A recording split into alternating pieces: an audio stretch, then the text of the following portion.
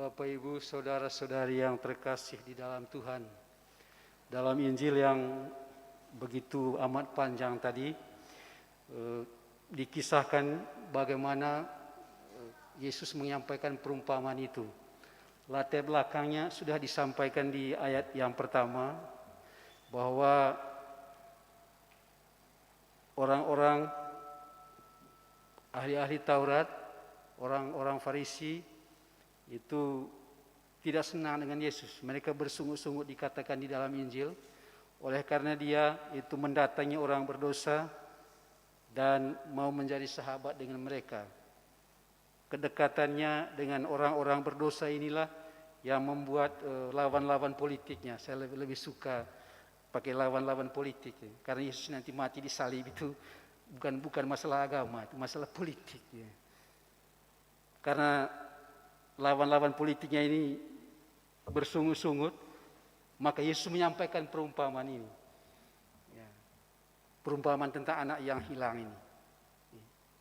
Lalu digambarkan bagaimana situasi anak itu meminta kepada orang tuanya untuk diberikan apa yang menjadi bagiannya, lalu pergi menghabiskan uang, menghabiskan uang itu secara tidak bertanggung jawab, lalu lapar, tidak bisa dapatkan makanan, lalu bekerja sebagai penjaga babi, lalu juga belum mencukupi, makan dari makanan untuk babi juga itu belum mencukupi. Dia merasa situasinya begitu ekstrim, dan karena itu dia sadar bahwa apa yang dia lakukan itu sudah salah gitu.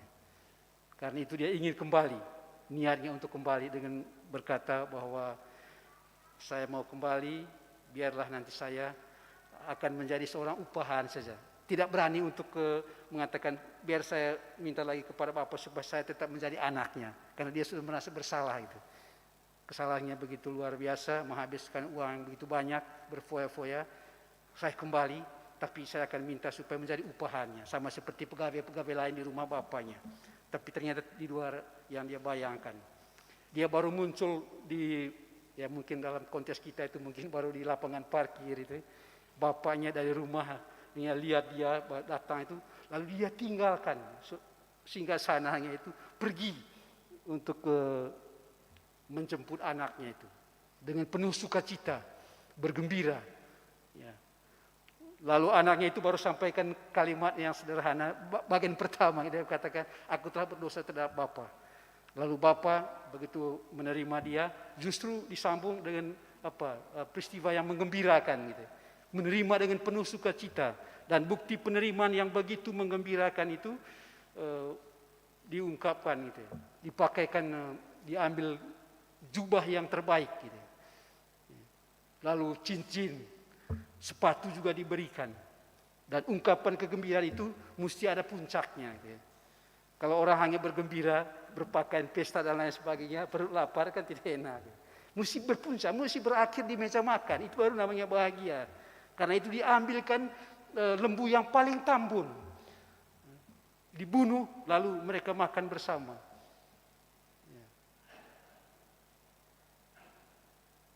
Membuat anak itu mengalami suasana seperti dia belum berangkat, sebelum dia berangkat itu. Hidup satu meja, mengalami sukacita, mengalami kegembiraan. Allah karena belas kasihannya memperlihatkan cinta kasihnya itu bukan hanya sebelum anak itu pergi itu, bahkan lebih hebat lagi, lebih aktual, lebih mendalam lagi cintanya itu setelah anaknya itu berdosa dan datang kembali.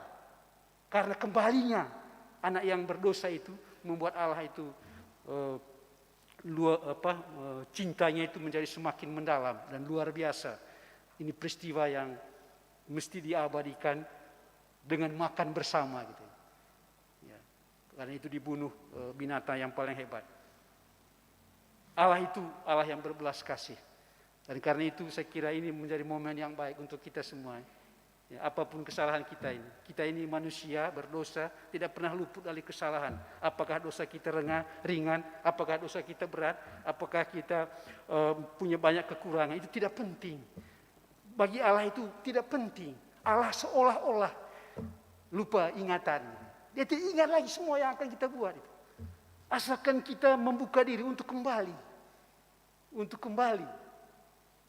Berjumpa dengan Bapa itu. Itu kan yang lebih penting. Asal datang kembali. Bapa sudah lupa. Dia tidak ingat lagi akan kekurangan, akan kesalahan yang kita pernah buat. Kalau kita kembali, bertobat, Bapa justru akan memberikan cintanya, belas kasihannya yang jauh lebih mendalam, lebih hebat daripada sebelum-sebelumnya. Ya. Justru karena kita meskipun berdosa, meskipun kita bersalah, tapi selalu datang kepada Dia. Ya. Dan itu berbeda sekali. Dan ini bagian anak sulung ini sebenarnya untuk memberikan pukulan telak tadi kepada lawan-lawan politiknya tadi, orang-orang Farisi ahli Taurat tadi. Sama seperti anak sulung itu. Dia merasa bahwa dia sudah termasuk orang yang sungguh-sungguh menghayati, taat beragama, setiap hari Minggu pergi ke gereja, pergi misa dan lain sebagainya, ibadat dan lain sebagainya. Dia merasa itu sudah cukup untuk bisa tetap berada semeja dengan bapaknya, mengalami kebahagiaan. Dia merasa, saya sudah ikut banyak peraturan, saya sudah mengikuti engkau Bapa, bahkan bekerja di kebun dan lain sebagainya. Tapi engkau, dia tidak panggil Bapa lagi. Begitu marahnya. Engkau tidak pernah memberikan saya kesempatan untuk saya berpesta dengan teman-teman saya, untuk memberikan salah satu dari lembu itu untuk saya bisa bersenang-senang dengan teman-teman saya. Engkau, dia tidak panggil Bapa lagi. Luar biasa. Ini anak ini begitu sombong. Kadang-kadang dalam kehidupan kita ini kita merasa kalau kita sudah rajin ke gereja itu, sudah ikut beribadat itu sudah, kita sudah orang yang paling hebat sudah. Ini contohnya. Orang-orang Yahudi, lawan-lawan politik Yesus itu, orang Farisi itu, ahli Taurat itu merasa hebat karena mereka paling menjamin bahwa hukum Taurat itu benar-benar dipraktekkan gitu. Tapi mereka sendiri tidak menyentuhnya. Yesus bilang, kamu tidak lebih daripada sama seperti anak sulung itu. Pergi ke gereja tiap hari, pergi ke sinagoga beribadah, tapi tidak ada dampaknya dalam kehidupan, malah lebih sombong lagi. Mana diri, tidak mau bergabung lagi. Dan ini menjadi kata-kata Yesus ini, perumpamaan ini aktual dalam kehidupan kita, dalam kehidupan menggereja ini. Ya, kadang-kadang kita lebih pentingkan kalau ke gereja itu rajin, tapi kalau lihat orang kiri kanan itu tutup mata. Ya. Persis seperti anak sulung ini, sombongnya bukan main. Ya. Apa yang kurang pada saya? Saya ikut aturan, disiplin Bapak.